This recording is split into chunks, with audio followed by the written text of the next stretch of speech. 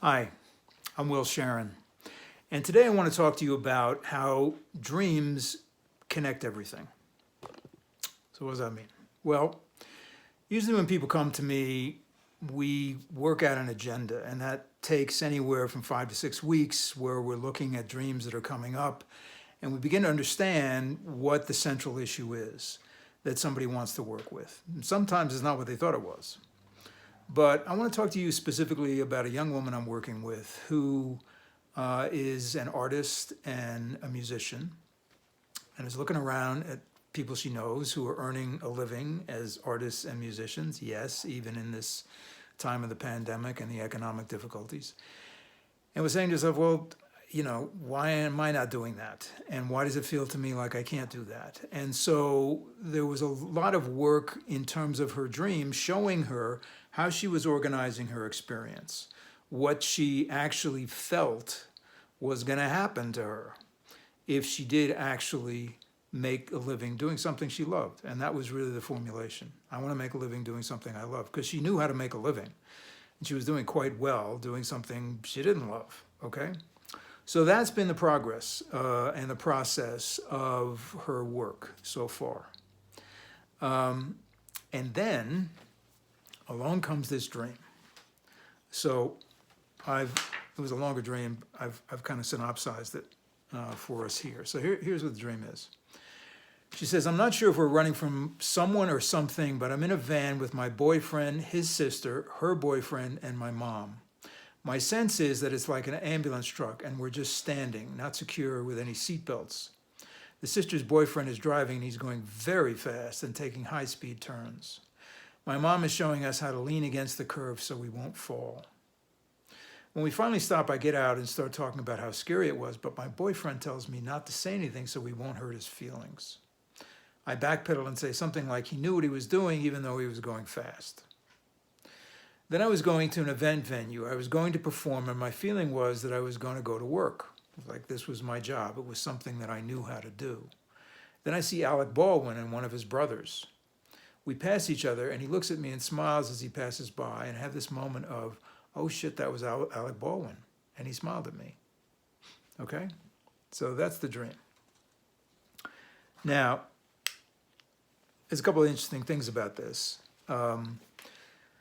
The other woman in the dream, her mother, was what we call cast against type. Now that's an acting term where you take somebody like Michael McConaughey and make him a clown or something. I mean, it just doesn't fit with what we would think of and accept in terms of who he is as an actor.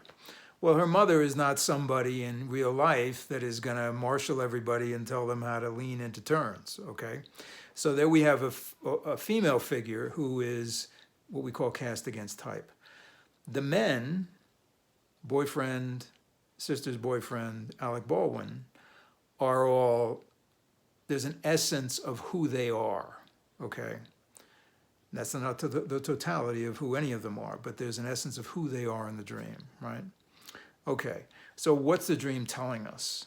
It's telling us that the men in her experience, behave in a manner that's dangerous. But it's not okay to say anything about it because we don't want to upset the men, okay? And there's somebody she loves, her boyfriend, who is telling her, don't do that, okay? Then we have Alec Baldwin, who is a performer and clearly a very talented guy, but her associations to him are what we know about him in the media, which is he's a guy who can be completely out of control. Screams and yells at his daughter, punches people, all that kind of stuff, right? And so in the dream, she's relating to him as Alec Baldwin, the star, not Alec Baldwin, the man. So what's the upshot of this whole dream? I mean, we're working on her having a career. Here's the thing. We could look at this dream and say, yes, look at that and look at that and look at that, and this is how men behave and so on and so forth. But what the dream is really about is her expectations of men. How she organizes her experience around men and how she has modified her behavior around those expectations. Now, this is not to say that her expectations have created Alec Baldwin punching people. That's not the point, okay? It is that when she decides that her expectations are going to change in her career, that has a knock-on effect. And the message here is you don't get to do stuff in isolation, okay?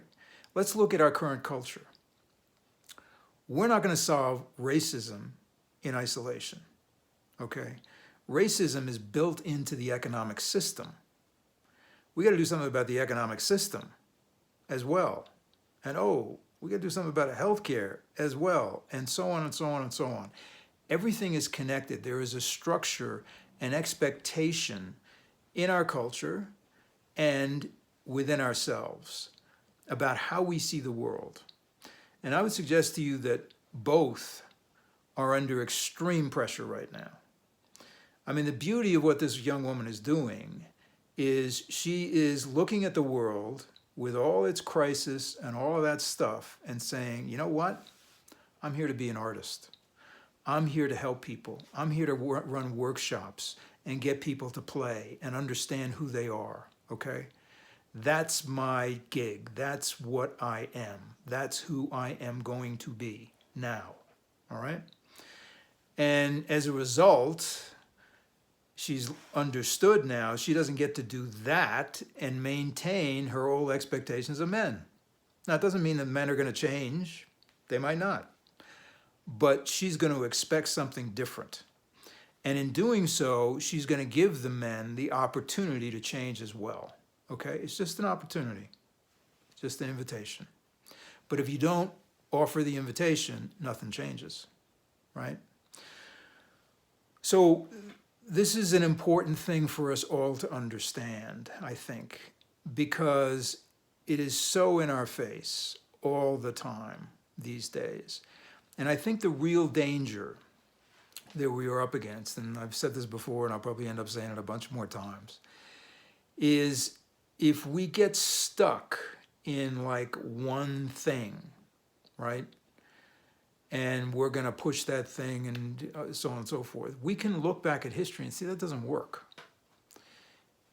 Now, the pandemic has given us this opportunity because it didn't exist before. I mean, the pandemic has basically stopped everything and forced us to look at everything and changed our expectations about everything. Now, that can be pretty overwhelming, okay? Because first of all, none of us individually can do anything about racism, economics, healthcare, and you name it, the environment. I mean, the list is almost endless. But what we can do is we can do our part, as this young woman is doing as an artist. And if you think being an artist is not contributing to the change in the world, think again. It is. It is basically appealing to an aspect of people that they need to embrace. Just like the work that I do with Dreams is appealing to an aspect of people that they need to embrace, because when they do, they understand what their part is, okay? That's what she's doing, that's what I'm doing, that's what you're doing. We just need to remember or remind ourselves, I can't just do this one thing. All this other stuff is gonna come up as well. And I don't have to be overwhelmed by it. I just need to take it as it comes. And I need to respond to that information, that message that I'm getting through my dreams that's saying, okay, you're working on this, you got to take a look at this other thing, because they feed each other. They're all part of the same thing. So it's a very frightening time to be alive. It's a very distressing time to be alive. You may be under a lot of pressure, either through work or you've got a family and kids and all this stuff. I'm not minimizing any of that. The only way through it is to get out of your head and into your heart and to allow your experience to inform you of what the next thing is. And when you do that, you're also able to sit down, for example, with kids, if you got kids in your house, and talk to them as human beings who the only difference is they got less experience than you do. That's it. They have less experience. And so you can explain some things to them and elicit their cooperation and try and move forward. That's just one example, okay? So my message to you today is that as stuff comes up, more stuff comes up. And it's really interesting, and it's an amazing time to be alive. And there is an opportunity here for all of us to really expand and grow and create the kind of culture that we want to be in, and not get focused on who's right and who's wrong all the time, because there's plenty of people who'll do that. You don't need to do that. All right? So I want you to stay safe. And if the Spirit moves you, go on Amazon, buy the book. It's called Dreaming in the 21st Century. It will give you, it's a book that was written to be read. It's 174 pages, okay? It's short hits on various ideas about dreams and what they're about and how you can work with them. And of course, if you ever want to have a consultation, and I don't charge for them as long as you're serious about considering the work, I'm happy to talk to you about what your dreams are telling you. And we'll go from there. Stay safe. I'll see you soon.